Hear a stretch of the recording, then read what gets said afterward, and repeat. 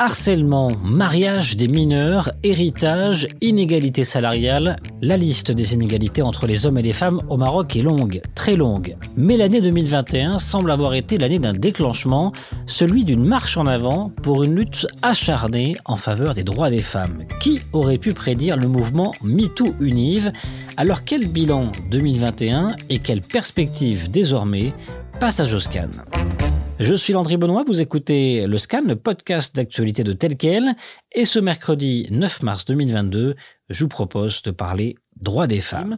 Plus proche de nous, l'année 2021 a été marquée par un tournant en matière des droits des femmes. Le mouvement MeToo-Univ, créé fin décembre 2021, après plusieurs scandales de harcèlement sexuel révélés au grand public et que Tel Quel a couvert à travers plusieurs dossiers, ouvre une nouvelle page de l'histoire. Alors quel impact, quelles leçons tirées de cette année écoulée depuis le 8 mars 2021 et quelles perspectives? Pour répondre à ces questions, ma consoeur Leila Chic va nous rejoindre. Elle est la co-auteure de plusieurs de ces dossiers. Et puis vous entendrez deux militantes, Sonia Terrab, réalisatrice, cofondatrice du collectif 490, un collectif, pour rappel, initié par elle-même et par l'écrivaine Laila Slimani. Son nom fait référence à l'article 490 du Code pénal qui punit d'emprisonnement d'1 mois à 1 an toute personne non mariée qui ont des relations sexuelles. Autre militante que vous entendrez, Betty Lashgar, porte-parole du Mali, le mouvement pour les libertés individuelles. Et pour commencer, Leila Chic, journaliste de la rédaction de Tel Quel, est avec nous. Bonjour Leila. Bonjour Landry. Quels sont les principaux sujets sensibles sur la question des droits des femmes lors de cette année écoulée?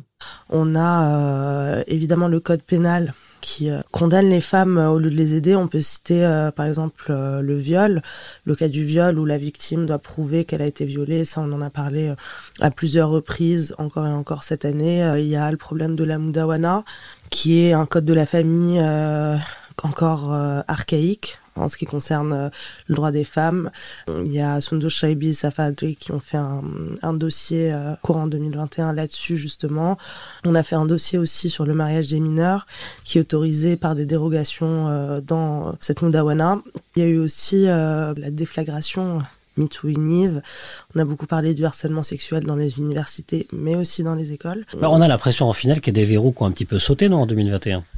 Disons que maintenant, les victimes parlent grâce au soutien de militantes, de collectifs, de pages Instagram, de groupes Facebook. Il y a vraiment, ce qui a changé, c'est que maintenant, les femmes ont vraiment le moyen de s'entraider, d'essayer de trouver des solutions ensemble pour contrer ces injustices, mais aussi pour militer pour que les choses changent. Ce qu'on peut applaudir, en tout cas, en ce qui concerne l'année 2021, c'est le réseau militant et le travail formidable qui a été fait par tous les collectifs sur les réseaux sociaux notamment. Et effectivement, la parole s'est libérée. C'est aussi un constat partagé par Sonia Terrab, cofondatrice du collectif 490, interrogée par vous, Leila. La parole s'est libérée, on l'a vu avec MeToo-Univ, on le voit tous les jours par rapport à des sujets qui semblaient toujours très compliqués. Aujourd'hui, on en parle quand même de plus en plus librement. On le voit aussi avec l'article 490 et tout le travail qu'on fait sur les réseaux sociaux. C'est très important, c'est fondamental parce que qui dit libérer la parole dit aussi éduquer, sensibiliser, faire avancer les mentalités. Le développement ne va pas sans la prise de conscience. Souvenez-vous de cet échange virtuel publié par Tel Quel et retranscrit de manière fictive pour le Scan en décembre 2021. L'administration est dans ma poche, chérie. Monsieur, je veux valider le semestre, s'il vous plaît, j'ai beaucoup travaillé. Validation. Une séance de fellation. Cet échange, c'est un des éléments moteurs du mouvement MeToo-Univ. Il s'agit d'une discussion entre un professeur et une élève de l'ENCG Oujda, lieu de la déflagration de l'affaire dite des bonnes notes contre sexe. Depuis, la parole s'est donc libérée, mais pour autant beaucoup reste à faire selon la militante Betty Lashgar. Si une chose a changé ou du moins évolué pour les femmes au Maroc, c'est qu'elles sont plus entendues. Je n'irai pas jusqu'à dire écoutées, mais entendues.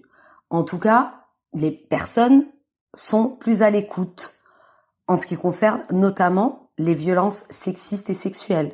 Parce que contrairement à ce que l'on croit, ce n'est pas la parole qui s'est libérée, bien au contraire et très souvent, les femmes parlent entre elles, se confient à des proches de ce qu'elles ont pu subir. c'est leur parole qui n'était pas bien accueillie. Les femmes n'étaient pas prises au sérieux. Elles le sont un peu plus actuellement, beaucoup grâce aux réseaux sociaux. Malheureusement, ce n'est pas pour autant qu'elles sont crues. Et puis 2021, mais également 2020, a été marqué par quelques décisions de justice historiques en matière de reconnaissance des droits des femmes ou tout simplement de reconnaissance des droits. Parmi elles, en mars 2020, un homme a été reconnu coupable du viol de son épouse. Il s'agit de la première décision de justice du genre. Autre jugement, en décembre 2021, des condamnations à de la prison ferme ont été prononcées à l'encontre de professeurs accusés d'agression sexuelle. Alors 2022, année d'accélération du changement pour l'égalité des sexes en matière des droits des femmes, Leïla Cheikh ? Oui, il y a des choses qui avancent, même si elles sont répétées depuis des années. On sent qu'il y a une vraie dynamique, notamment grâce aux réseaux sociaux, comme on l'a dit un peu plus tôt. Cet effet boule de neige fait réagir les autorités. MeToo-Univ, c'est un très bon exemple pour ça. On a vu que le ministère de l'Enseignement supérieur a réagi dès que la presse a commencé à en parler beaucoup, qu'il y a eu ce hashtag sur les réseaux sociaux, que le ministre, voire le chef du gouvernement, ont été interpellés directement sur Instagram. Là, ils ont réagi. Il y a eu des commissions d'enquête qui ont été envoyées.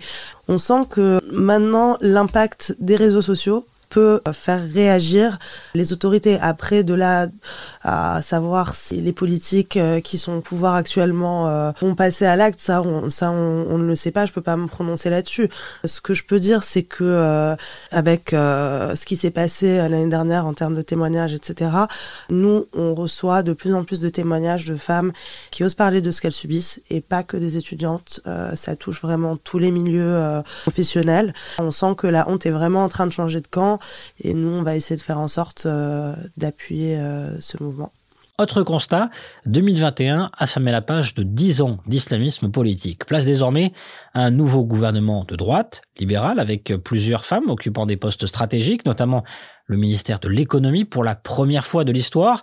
Sonia Terrab, en 2022, avec ce nouveau gouvernement, est-ce qu'on peut s'attendre à des avancées ?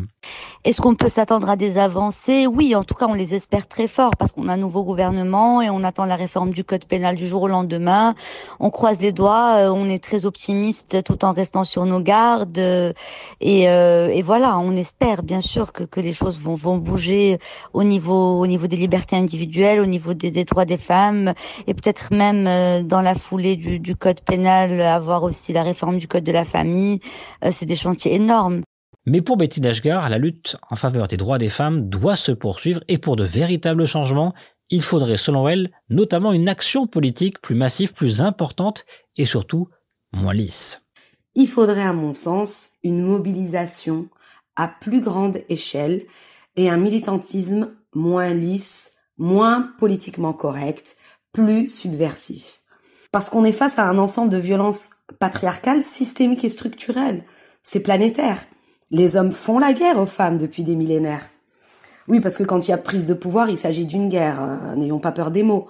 Et on parle bien de combat. Et à ce jour, à mon sens, le combat me semble asymétrique. Et en tant que féministe laïque, je ne peux espérer de réelles avancées sans condamner aussi le patriarcat religieux et sans séparation des pouvoirs.